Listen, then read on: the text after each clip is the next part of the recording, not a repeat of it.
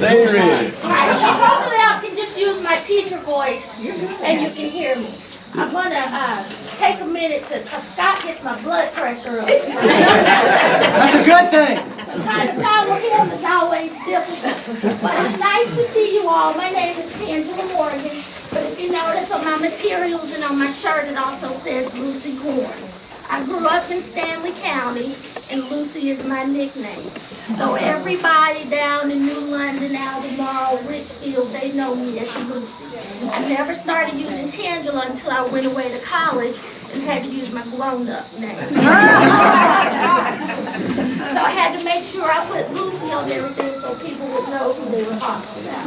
All right? But I grew up in New London. I graduated from North Stanley High School. I did my undergraduate studies at Wake Forest University, and I received my Master's of Education in School Counseling from Liberty University. For the last 20 plus years, I've lived in Rowan County and worked for Rowan Salisbury Schools. I've been a classroom teacher at the middle school level and at high school, and for the past 8, I've been a school counselor. I transitioned to education from social work. I like to say I am a product of a village. You hear people say that all the time. I am a living product of a village. Okay?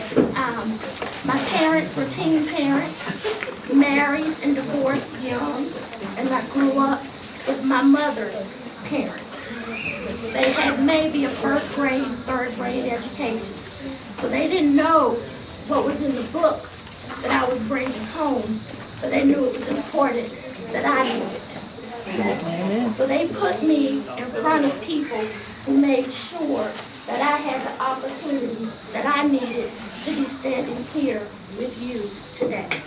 Okay? So when I was a social worker, entry-level social worker, my clients got younger with less education, less skills, and more children. So I decided, well, maybe if I can catch them in the classroom, like somebody did for me, they wouldn't be in the situation they're in. So I became a teacher. I started teaching 7th grade language arts at Knox Middle School. Now, being from Stanley County, when I came here, people said, oh, why do you want to teach at Knox? You graduated from Wake Forest. You can go to any school in the county. And I said, that's exactly why. That comment you just made. Well, you don't know that I am that Knox kid.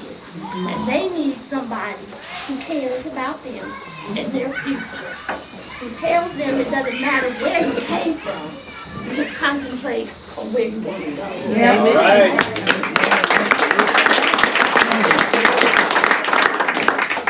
So then I was in the classroom for 15 years. I spent most of my time not talking about English, but helping them calm down from what they saw in their neighborhood the night before. The argument they had with their caregiver before they came to school. So my curriculum was probably the last thing I got to during the day. So I transitioned to school counseling so I could spend more time helping them work on those skills and being resilient and learning how to overcome the challenges they were facing in their daily lives. So then, as a school counselor, I find out there are a whole lot of systems that are set up to keep people oppressed. That's right. Amen. That's right. So I spent 2 decades as a professional trying to prepare young people to go out into the world and be successful. And right now, the world isn't set up for their success. Why am I running? Because my voice can only go so far in the school building. We need people in Raleigh who are making decisions that will benefit the people in Stanley County. And we have